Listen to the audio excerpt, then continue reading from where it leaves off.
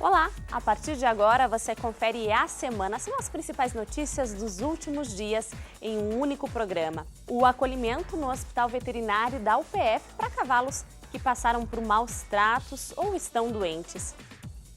Os problemas neurológicos que o uso exagerado de jogos eletrônicos pode causar a crianças e adolescentes. Pais atentos na hora de fazer ensaios newborn. Os cuidados vão desde a higiene dos objetos até como o fotógrafo define as poses, levando em consideração a fragilidade dos recém-nascidos.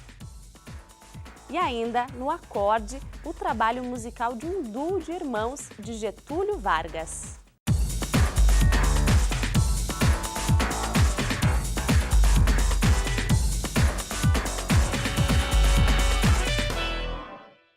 Cavalos que passaram por maus tratos ou estão doentes agora são acolhidos no Hospital Veterinário da UPF.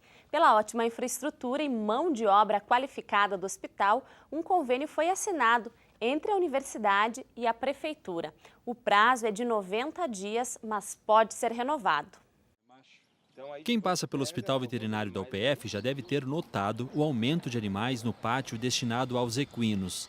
Aqui, 11 cavalos estão em tratamento para depois ficarem disponíveis para adoção. Mas a gente observa animais muito magros, alguns animais ali que a gente observa são cegos, né, ou pelo menos cego, né, de um olho ali, como uma égua que nós temos, já bem idosa. A grande parte dos animais também com uma idade já mais avançada, né, mas foi variado. Então vocês observam que tem animais que até a condição corporal é boa e outros mais magros, né? Estes animais estão com a idade avançada. Os cavalos daqui estão acima dos 15 anos, o que já é considerado bastante tempo em se tratando de equinos. A vida de um cavalo é de 25 a 30 anos. Isso se considerarmos uma vida normal, de bons tratos e cuidados, bem diferente destes daqui. A gente vai poder também fazer um tratamento intensivo, avaliar as condições para que esses animais em 90 dias consigam sair numa condição melhor, né, do que aquela que a gente observou que eles chegaram. Né? A Secretaria de Meio Ambiente de Passo Fundo optou pela universidade por contar com um hospital veterinário referência em atendimento de grandes animais. Nós tivemos um processo de licitação que foi frustrado, né? Nenhum dos participantes atendeu os requisitos mínimos do edital e desta forma nós precisamos buscar um parceiro, um novo prestador de serviço de forma emergencial, que foi o Hospital Veterinário da UPF. A prefeitura abriu nova licitação para a escolha de um lugar onde deixar esses animais. Mais que abrigá-los, é necessário alimentar, tratar, medicar e oferecer todos os cuidados que os cavalos necessitam. A Universidade de Passo Fundo ela é parceira da prefeitura em diversos outros setores, né? Ela pode ser contratada mediante um processo licitatório ou mediante os termos da legislação vigente. Então, se o Hospital Veterinário quiser, ele também pode participar do processo e vir a ser o prestador de serviço definitivo pelo prazo máximo que a lei exige. Se alguém tiver interesse em adotar um equino, um cavalo, pode vir até aqui e falar com vocês. Vem aqui, procura ali a coordenação ali da administrativa, a coordenação do hospital, e que eles vão dar o encaminhamento necessário, como já aconteceu também com essa aluna que adotou recentemente uma égua, né? Sem problema. O que se quer, na verdade, é que essa pessoa tenha interesse e cuide, né? Porque a grande maioria dos animais ali, a gente observando vê que pequenos cuidados ali consegue já melhorar a situação da grande maioria. No mês da criança, a gente fala sobre uma das atividades favoritas de boa parte das crianças e adolescentes. O uso exagerado de jogos eletrônicos e atividades nas telas, seja TV, tablet, celular ou computador. O problema é sério e de difícil solução para muitas famílias. Entre as doenças que podem surgir estão as neurológicas e a principal é a epilepsia.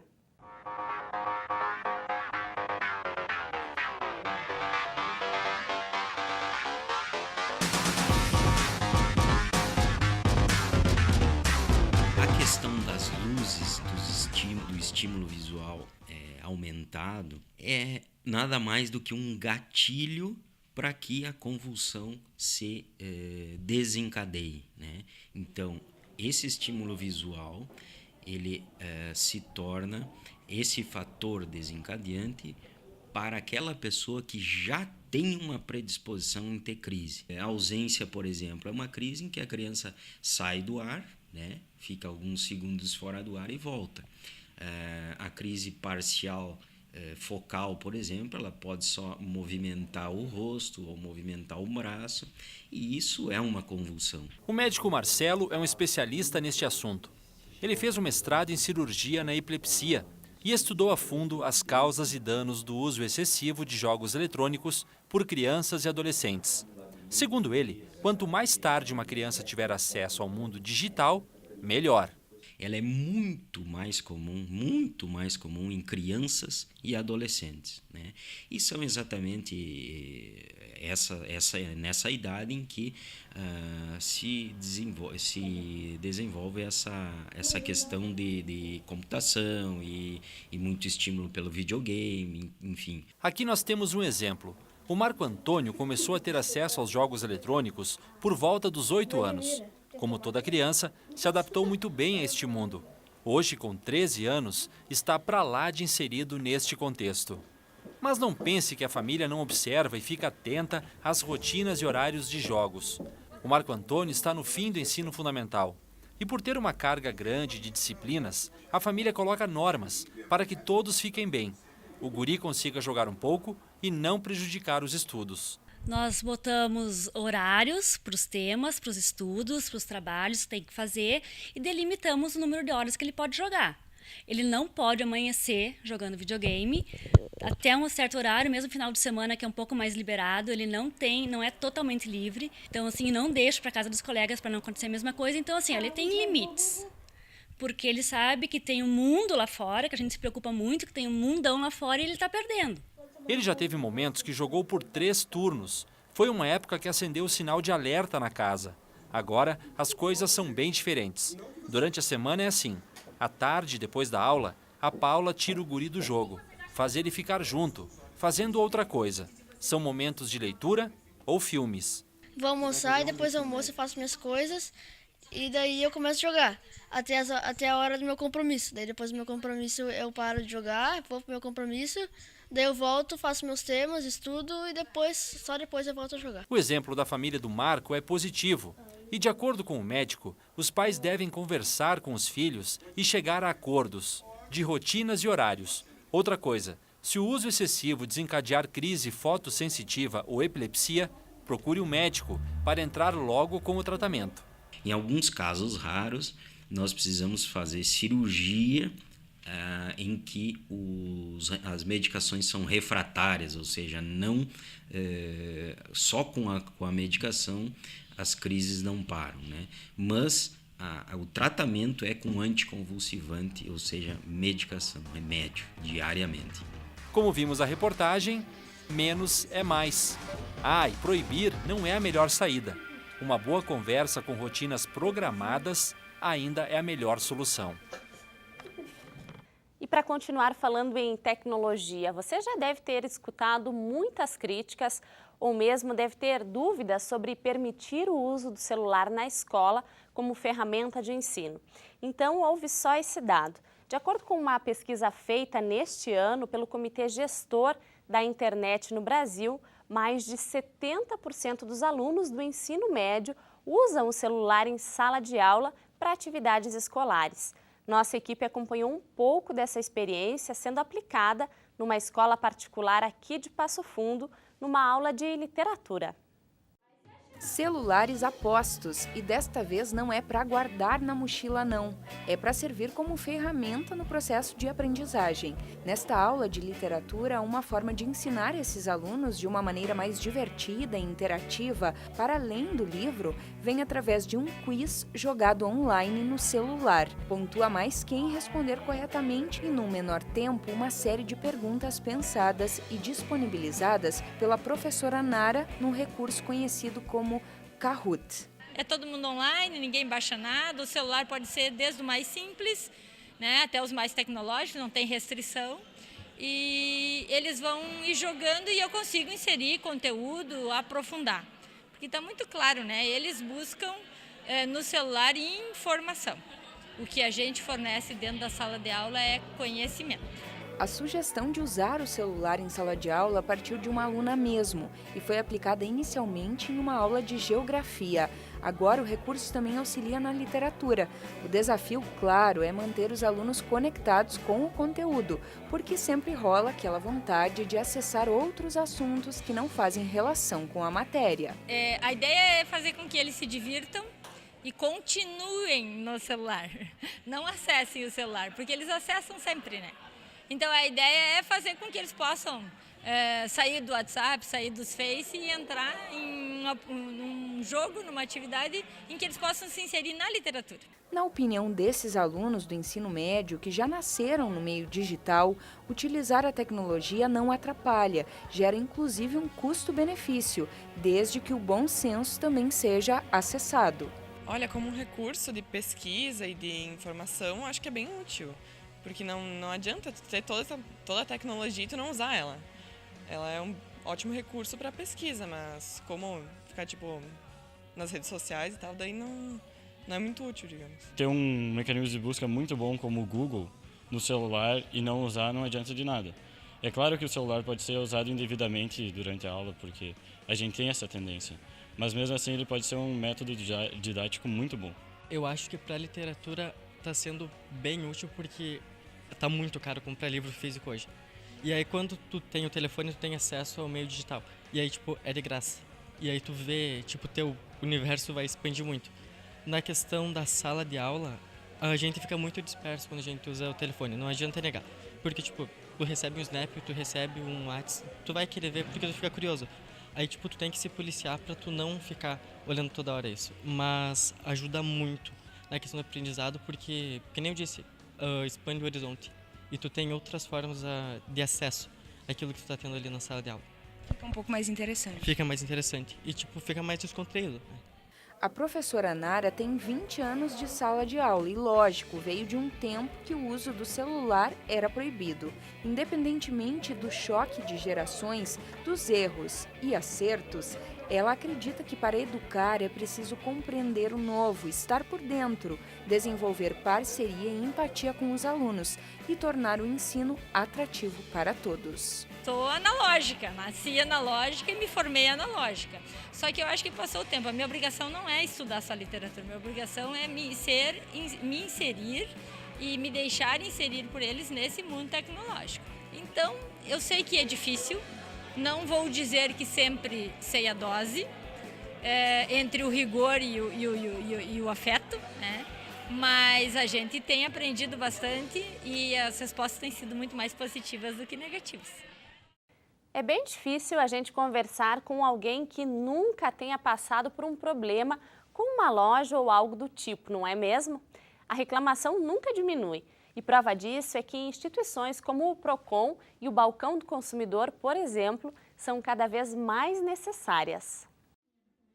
Imagina a cena. Você está escolhendo um presente em uma loja online. Aí encontra aquele que parece perfeito e pronto. É só clicar no botão que dentro de alguns dias ele aparece na sua casa. Qual é a chance disso dar errado? Claro, existem muitos sites confiáveis por aí, mas o número de reclamações ligadas ao comércio virtual ainda é bastante alto. Nesses casos, como estar prevenido? Esse foi o tema de uma palestra na Faculdade de Direito. E quem falou sobre o assunto foi o coordenador do Procon de Caxias do Sul, um dos maiores do interior do estado. Não basta saber adquirir um produto ou um serviço. Nós precisamos saber utilizar esse produto e serviço. Então, nós estamos falando, por exemplo, de serviços de imagem, seja por celular, seja por outros produtos ligados a outros serviços, que é a linha telefônica, conectividade, WhatsApp, enfim. Essa é a preocupação do Procon. Dar uma resposta o máximo possível integral para todo esse universo que nos bate a porta e que, infelizmente, como eu disse, nós ainda, fazendo uma autocrítica, uma depuração, nós ainda estamos pensando de forma analógica e nós precisamos avançar. Por isso, o Procon estuda uma forma de se reinventar e um jeito é tentar se readequar a essas novas tecnologias. Hoje nós temos desafios, riscos e perigos que, infelizmente, são inéditos, são novos, alguns sequer nos damos conta e nós precisamos, sim, como integrantes do Sistema Nacional de Defesa do Consumidor, nós precisamos fazer ombro a eles. E nós estamos preocupados não apenas com o e-commerce, não apenas com a questão da privacidade, mas com o somatório dessas situações. Então, são golpes financeiros, ou seja, são outros tipos de golpe. É um somatório de relações decorrentes desse mundo conectado. Em Passo Fundo, o Balcão do Consumidor é um dos principais ativistas dessa causa. E em 2017, o projeto completa seus 11 anos. Nesses 11 anos aqui em Passo Fundo, nós atendemos 78 mil pessoas, mais 25 mil pessoas nos campos da região, buscando sempre uma conciliação de forma extrajudicial para resolver os conflitos de uma maneira mais ágil, mais barata e mais rápida aos consumidores. Conflitos na área de consumo é uma imensidão, né? Cada dia tem mais conflitos, seja com operadoras de telefonia, com bancos, com cartões de crédito, comércio eletrônico também aparece com muita intensidade. O fornecedor, ao invés de resolver o problema, fidelizar o seu cliente, ele prefere apostar no conflito, deixando que isso vá para o judiciário ou que tenha que ser resolvido nessa instância do balcão do consumidor. O ideal é que o consumidor pudesse ter uma solução rápida dos seus problemas diretamente com o fornecedor. E você já ouviu falar sobre os seus direitos e deveres na internet? O Conectados de hoje te explica sobre o assunto. Olá, meu nome é Adriano Teixeira, sou professor do curso de Ciência da Computação aqui da UPF. E te garanto, a internet não é uma terra sem lei. Você sabia que tem direitos e deveres na internet? Essas definições estão regulamentadas no Marco Civil da Internet, tema de um Conectados passado, e também na Lei Carolina Dickmann. Fica comigo e vamos falar sobre seus deveres, ok?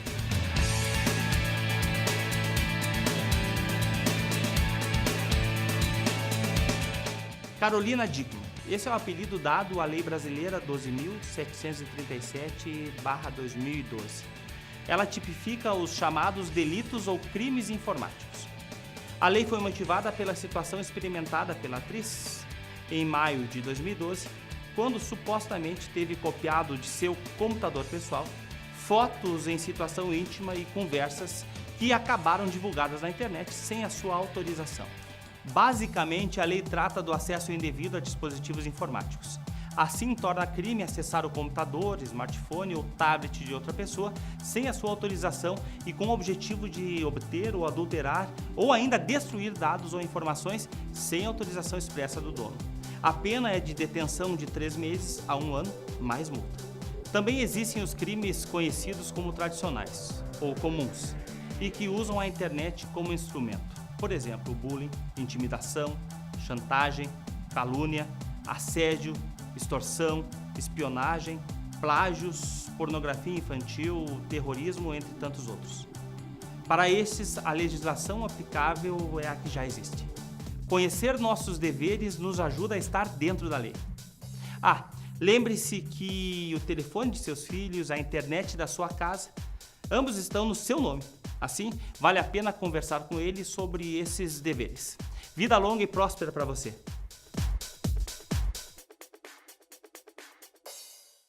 E depois do intervalo, a gente mostra como foi o Seminário Nacional de Ciências Criminais que aconteceu aqui na UPF e reuniu grandes nomes do país. E ainda vamos falar sobre os cuidados necessários para ensaios fotográficos com recém-nascidos. A gente já volta.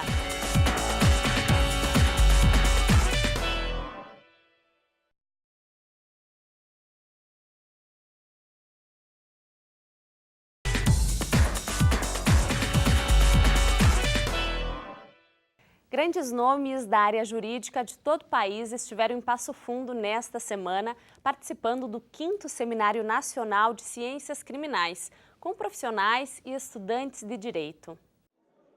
Esse é um dos maiores eventos do curso de Direito aqui da universidade. Dessa vez, foram mais de 600 estudantes inscritos. O encontro recebe 9 especialistas que vêm de norte a sul do país. Nesses 2 dias, nós vamos discutir várias temáticas no campo das ciências criminais, passando por sistema penitenciário, o rompimento das garantias individuais em relação a essas grandes operações que o país passa, né? O processo penal, a questão da corrupção, enfim, são muitas temáticas que permeiam várias áreas, o direito penal, o processo, a criminologia, e para isso, mais uma vez, então, a Faculdade de Direito e a Universidade de Passo Fundo promovendo esse grande evento de extensão. É mais um grande evento, né? Um evento tradicional no curso de Direito que está sendo retomado esse ano e que oportuniza aos nossos alunos uma imersão nesse tema e fazendo a discussão com profissionais de renome de todo o Brasil.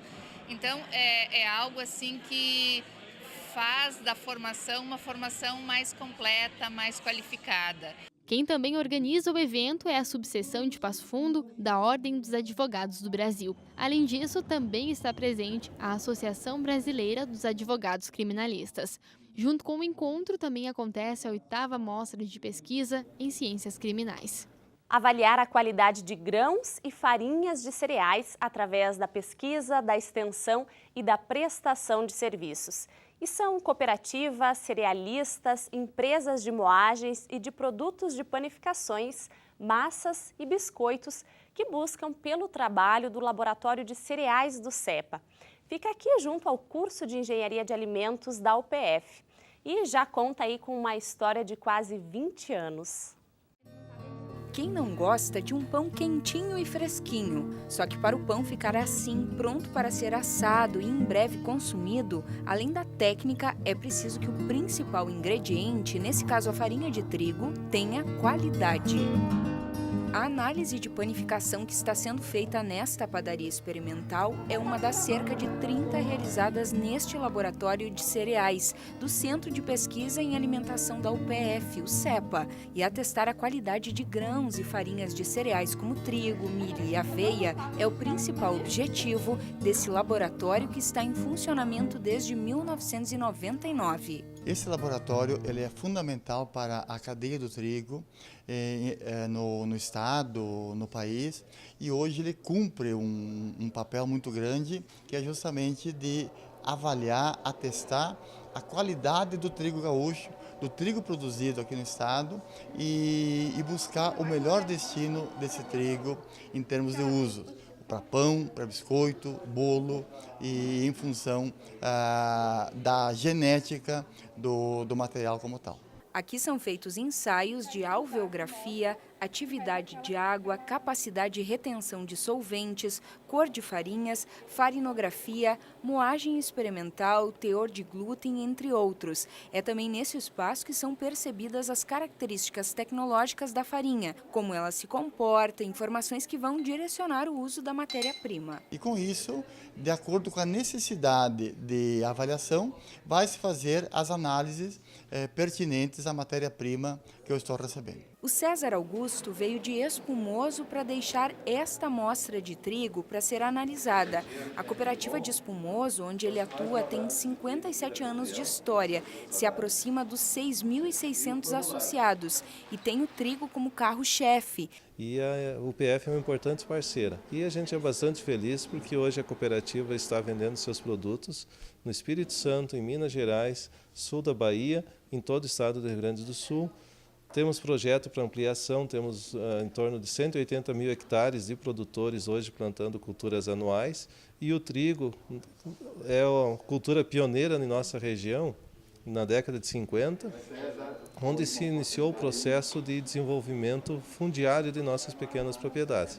Esses relatórios que saem daqui, que são expedidos por técnicos, né, de alto gabarito, faz com que nos dê um processo de certificação a quem está adquirindo nossos produtos e serviços. E é desde 2005 que o Laboratório de Cereais da UPF está credenciado no Ministério da Cultura. O número de amostras recebidas aqui alcança as 2.000 por ano. O laboratório atende a produtores de grãos, cerealistas, cooperativas, moinhos e fabricantes de produtos de panificação de todo o Rio Grande do Sul e até mesmo de outros estados. São 18 anos de atividades que contaram, na época, com um investimento inicial de $120 mil. A história do laboratório é bonita, ela nasce após o meu retorno do doutorado, na verdade um doutorado feito na área de grãos e nasce a partir do incentivo da FAPERGS para que se consiga a pesquisa interagir com a empresa. nos anos 90, um colaborador ativo do laboratório foi o empresário Celso Menegas, que na época era dono de moinho. À época, nós tínhamos aqui em Passo Fundo uma indústria de moagem de trigo e estávamos iniciando com uma de fabricação de massas alimentícias. E então precisava de um apoio técnico e aí, como eu conheci o professor Luiz Carlos lá na UPF, ele prontamente passou a nos atender tecnicamente e nos ensinar a produzir massa, né, com qualidade. E o que a gente conseguiu, eu acredito, né, naqueles primeiros anos, e melhorando o que a gente fazia através do apoio dele. Depois, com a instalação do curso de Engenharia de Alimentos, ele também começou a nos ceder e indicar alguns alunos para estagiarem conosco. E a partir daí, então, eu consegui a participação da empresa, juntamente com os recursos da FAPERGS, iniciar o laboratório.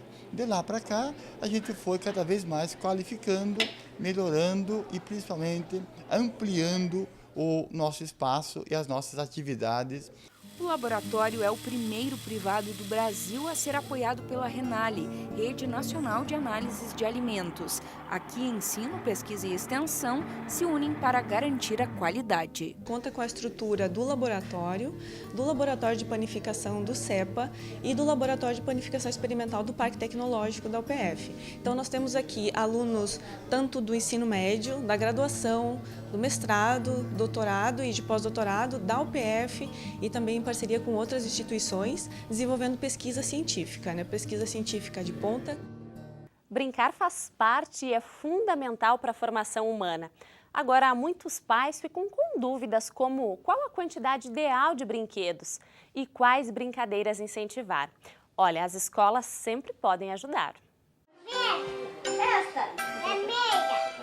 A brincadeira é simples para nós adultos, mas tem significado importante para essas crianças. Com idade entre 2 e 3 anos, elas brincam e aprendem sobre cores e formas.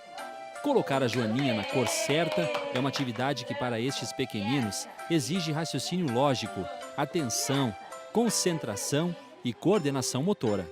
Na formação cognitiva, no desenvolvimento deles, desde os nossos pequenos até os nossos maiores do ensino fundamental. A gente trabalha assim. Esta escola conta com cerca de 130 crianças com idade até 4 anos. Eles têm uma rotina diária com brincadeiras preparadas para o desenvolvimento humano. São brinquedos à base de madeira de demolição, garrafas PET, potinhos plásticos e tantos outros materiais recicláveis. E aqui temos jogos de quebra-cabeça, de montar, massa de modelar. Oi, Laura, tudo bem? O que tu tá fazendo aí, pequena? Eu tô fazendo um castelo. É o castelo da princesa? É. E o que mais que tem nesse castelo? Umas torres. Tu gosta de filme de princesa, filme de castelo? Sim. Tu assiste em casa com teus pais?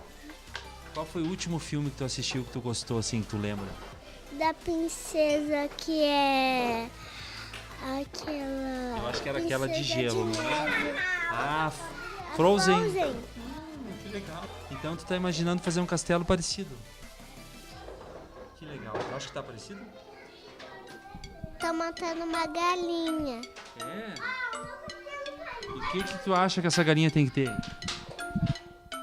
As pecinhas. O que as pecinhas são? Da galinha.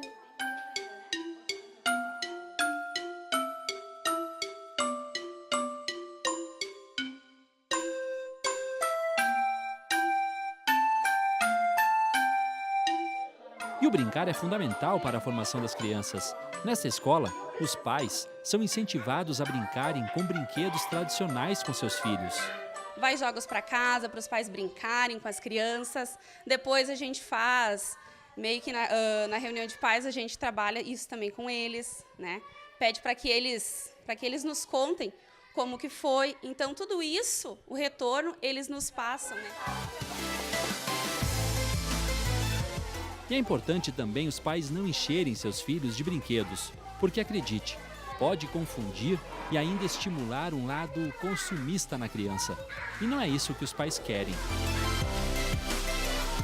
criança é muito aberta para brincadeira, né? Sim, sim. Eles entram no mundo de imaginação deles, no mundo de faz de conta, e eles fazem maravilhas.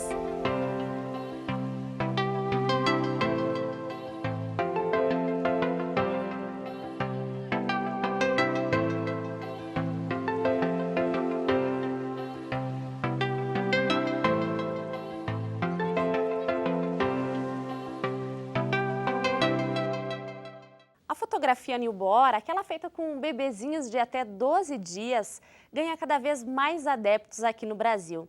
As fotos são criativas, com os recém-nascidos em cenários, poses e roupas que encantam. Mas é preciso ficar atento com a segurança, o conforto e o bem-estar do bebê. São cuidados como, por exemplo, higiene dos objetos e como o fotógrafo define as poses, levando em consideração a fragilidade dos modelos. As dicas são de uma fotógrafa com 15 anos de experiência. Quando a gente pensa em newborn, a gente pensa nos bebês posicionados dentro de acessórios, em cenários, poses orgânicas. São utilizados tecidos, são utilizadas poses que remetam à vida intrauterina. Trouxe aqui essa boneca, que é uma boneca articulada, ela foi desenvolvida especificamente para o newborn. Ela mostra o limite de alongamento, de rotação de cada membro. A gente sabe que o bebê ele nasce com a coluna reta. As curvaturas que a gente tem na coluna são curvaturas naturais que elas vão aparecendo com o amadurecimento. Elas vão aparecendo no momento que o bebê começa a ficar sentado, que o bebê começa a firmar a cabeça, a parte cervical. E tudo isso vai firmando aquelas curvas que a gente conhece como naturais da coluna. E o formato natural para ele, a posição natural para ele é como se a coluna estivesse em C, que é como ele fica dentro do útero da mãe. É uma flexão. Então essas poses normalmente fazem com que o bebê flexione, o bebê vai ficar posicionado dessa forma. O acessório com essa altura e com essa largura permite que eu posicione o bebê sentadinho, sem estar forçando a coluna, com as perninhas flexionadas, o joelhinho flexionado, bem próximo à borda do acessório.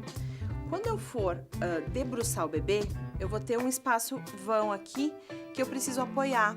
Eu não quero que esse bebê faça força na coluna para sustentar a cabecinha e os bracinhos que vão ficar apoiados aqui. Então eu preciso de um posicionador. Então nós vamos ter que calcular o espaço que vai ter vazio aqui entre o corpinho do bebê e o acessório, e nós vamos preencher com paninhos ou com posicionadores adequados. Então no momento que a gente vai posicionar o bebê, a gente sempre tem que ter os cuidados com o apoio, principalmente com o apoio da cervical, para que o bebê não balance a cabeça para um lado ou para outro, que isso pode fazer com que ele se machuque. Como a minha intenção nesse caso é uma pose de bruços, eu quero os bracinhos do bebê apoiados na borda do acessório e as mãozinhas aparecendo. Eu primeiro vou dar sustentação para a coluna, aqui, todo o peso da coluna do bebê, da cabeça está na minha mão, e aí eu posso estender o bebê até a borda do acessório.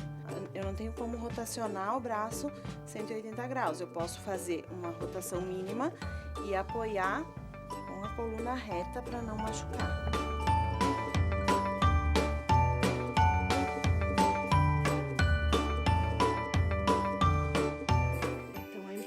Está em que as mãos e os braços do bebê fiquem bem posicionados, fiquem dando sustentação à coluna, ao corpinho, à cabeça principalmente.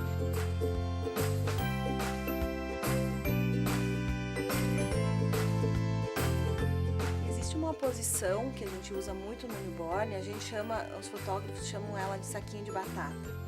É uma posição bastante confortável, o bebê enroladinho se sente novamente no útero. Então é uma forma até de acomodar o bebê no início do ensaio, quando o bebê chega um pouquinho irritado, ou quando ele recém-mamou, até ele acomodar e entrar no soninho profundo. A gente usa essa técnica, a gente usa o wrap, né, um tecido para enrolar de uma forma que o bebê fique confortável. Normalmente a gente flexiona os joelhinhos e coloca uma perninha do lado da outra, assim, na frente da barriga. E que os pais também reparem nisso, porque se eu colocar uma perninha em cima da outra, quando eu vou enrolar, uma perna pode trancar a circulação da outra. E o pezinho vai ficar enrolado lá dentro, vai ficar roxinho e vai trancar, vai limitar um pouco a circulação do bebê. O bebê vai ficar desconfortável.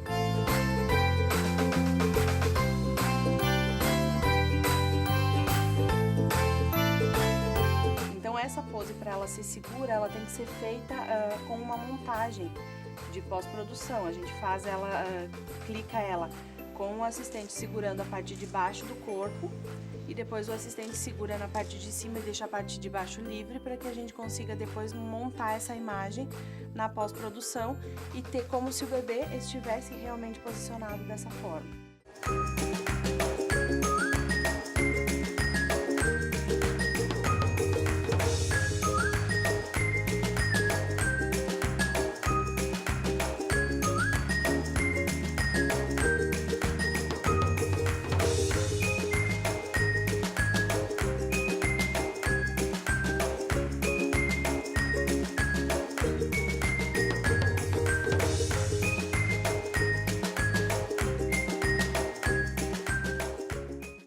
A gente faz um intervalo, mas olha, não saia daí, porque no próximo bloco tem quadro Acorde, com o trabalho de um duo de Getúlio Vargas. E também como foi o encerramento da Jornada Nacional de Literatura. Nós já voltamos.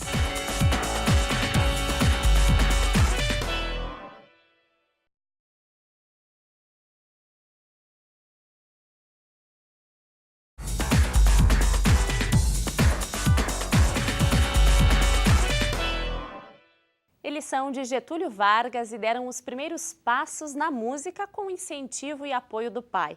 O Acorde de hoje mostra o trabalho musical de um duo formado por irmãos.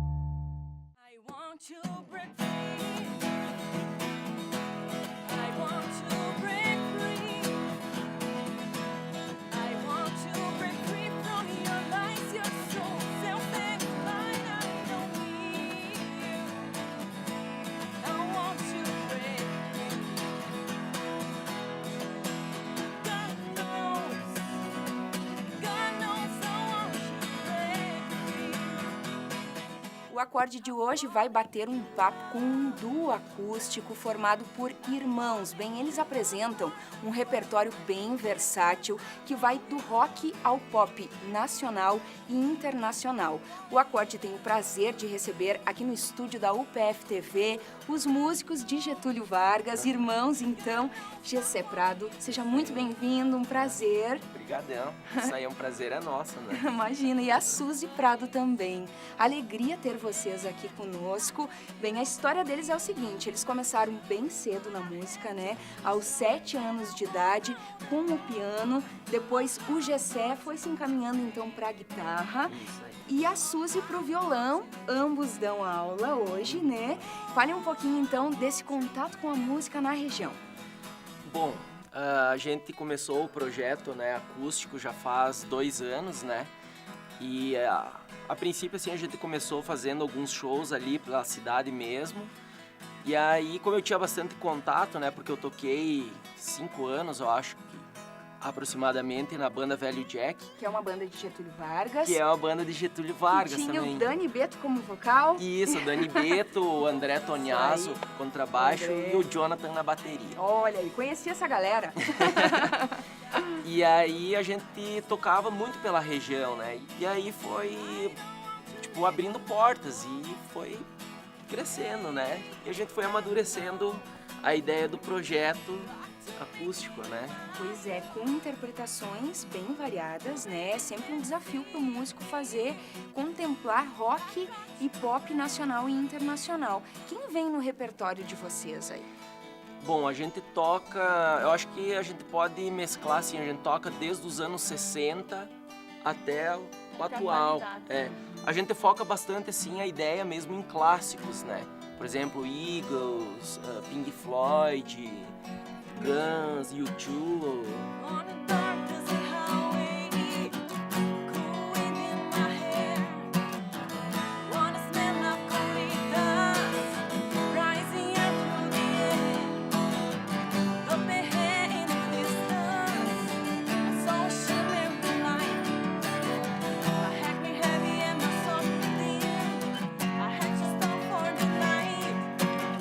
O pai de vocês tem muita força na música e quer queira ou quer não, a gente acaba meio que absorvendo um pouco da vertente da família. É isso mesmo? Tudo começou com o nosso pai, né? O Beto Prado, que tocava no conjunto, né? E daí depois ele abriu uma escola de música e a gente já meio que nasceu nesse cenário, né? Já começamos desde cedo.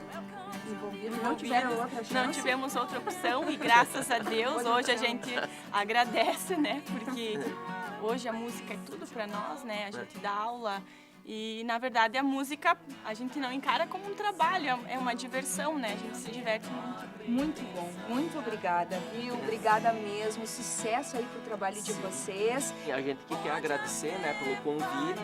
A oportunidade de estar mostrando o nosso trabalho.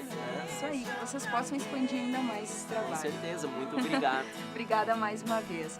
Bem, hoje a gente conheceu então um pouquinho do trabalho aí do duo acústico, formado pelo Gessé e também pela Suzy Prado. A gente volta na próxima semana, fica sempre aquela dica, então acorde para todas as manifestações artísticas. Até mais! Caberá só a mim esquecer, mas vai doer. O que eu ganho e o que eu perco, ninguém precisa saber. Olha, em todo o programa você já sabe que a gente te traz dicas de atividades de lazer e cultura em Passo Fundo e região. Veja só os convites. Olá pessoal, eu sou Cristian Cardoso e esse aqui é o meu amigo Carlinhos Tabajara e a gente está aqui para te convidar para o terceiro encontro do Baixo Clero. Que acontece agora dia 14, sábado, no Teatro Municipal Múcio de Castro, em Passo Fundo, às 20 horas, também conhecida como 8 horas da noite. Vai ter música instrumental, jazz autoral e muito, muito humor. Vamos ter convidados especiais, por exemplo, o Ruivo. E o Carlinhos Tabajara, com seu Power Trio de Jazz e participação super especial do seu Nico. Mais convidados também o Diego Granza, vai ter o Júnior Von Dentes, também o contrabaixista Renan Bueira, presença especial. Isso aí. Os ingressos vão estar disponíveis lá no Teatro Municipal Múcio de Castro, no dia, a partir das 18 horas. Só 10 pila. Chega lá que tá baratinho, tá facinho. Vamos lá, galera! Abraço, beijo. Atenção, Passo Fundo. Nós somos o ABBA The History. Estaremos aí no Teatro do Colégio Notre Dame. No dia 15 de outubro. Esperamos vocês. Mamma mia, here I go again. My, my, how can I resist you? Mamma mia, does it show again? My, my, just how much I miss you. Yes, I'll be broken hearted, blue since the day we parted. Why did I ever let you go? Mamma mia, now I really know. My, I can never let you go. Olha, não importa quanto tempo passe, a Jornada Nacional de Literatura sempre deixa um pouquinho de inspiração. E na última semana nós nos despedimos de mais uma edição. Com certeza conseguimos matar um pouquinho da saudade e a notícia boa é que daqui 2 anos ela volta. Quase 30 mil pessoas vivendo a literatura durante 5 dias.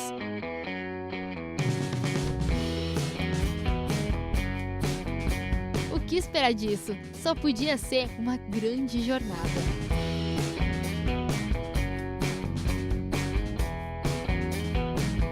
A despedida veio em tom de nostalgia lá no Espaço Ariano Suassuna. É que só quem viveu essa semana intensa entende como foi.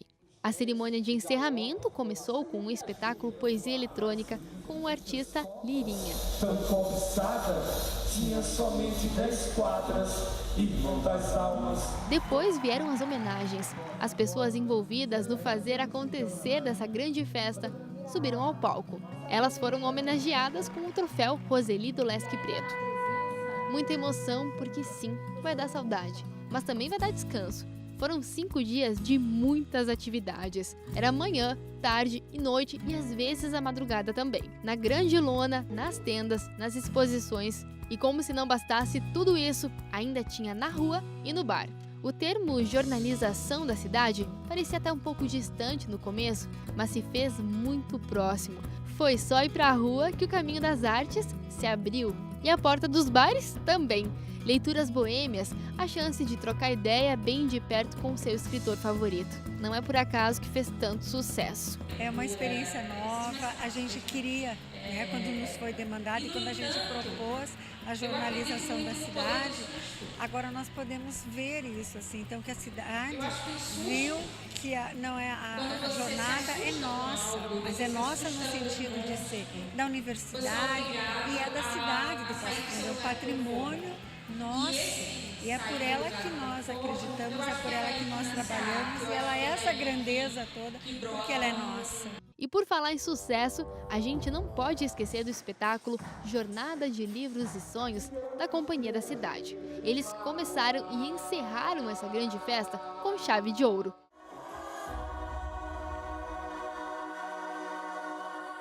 E nas mesas de debate, muita literatura. Muito aprendizado, muita troca de ideia.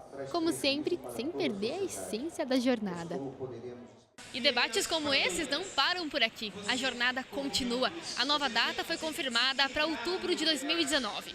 E até lá, a Francine já vai poder ter descansado bastante. É que ela passou a semana toda ali, do lado do palco, traduzindo tudo para quem não podia ouvir. Só de saber que tu fez parte desse processo já suprime todo o cansaço que teve, né? Então é ótimo, assim, é uma experiência muito boa, que fica marcada também em nós quanto profissionais. Né? E teve também quem viu tudo lá de cima, talvez de um ângulo um pouco diferente. Essa aí é a Nayara, artista circense que veio de São Paulo só para a jornada. É um evento lindo, a gente teve a experiência de se apresentar para muitas crianças e adultos e adolescentes que nos recepcionaram de uma forma muito incrível, muito linda, muito carinhosa. Toda a apresentação, o acesso que traz para a população da cidade, a gente presenciou também alguns eventos que estava tendo na rua, de umas peças de teatro, música. Acho muito importante essa inclusão e essa junção de todas as artes juntas para essa literatura que é o berço, na verdade, né, de toda a arte. A jornada não só existe, como inspira. A gente volta em 2019. Até logo!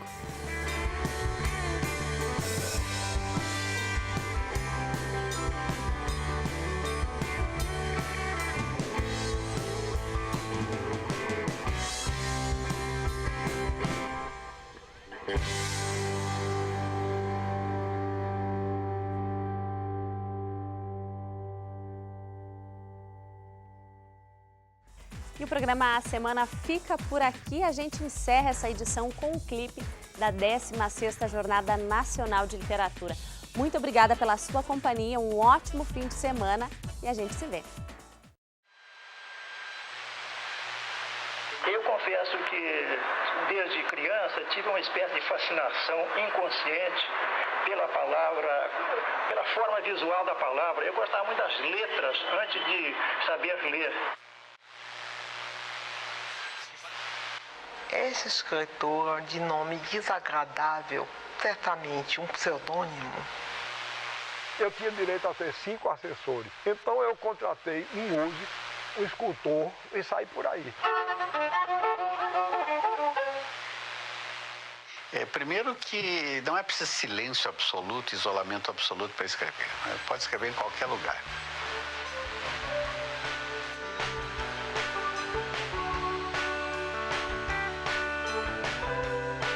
É vento, solidão é pampa ou cordilheira, estrela da hora, da vida inteira. Enquanto houver a travessia se passará. Se passarinho, eu lerei outra poesia, outro poema, para dizer que vale a pena, se a alma não é pequena, ir da Matrix aos moinhos. São veredas, lindas pedras no caminho. E agora? Você...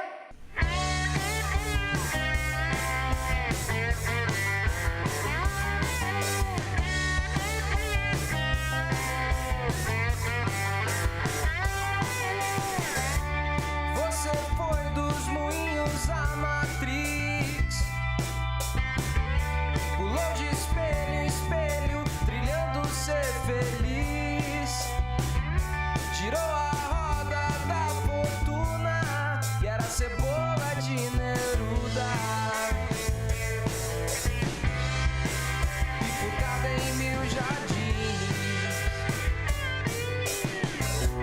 páginas que meu rosto traz agora, na face que os livros nos revelam,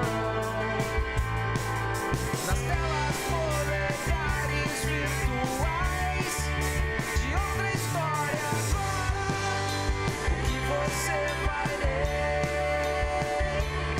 e agora quem você vai ser.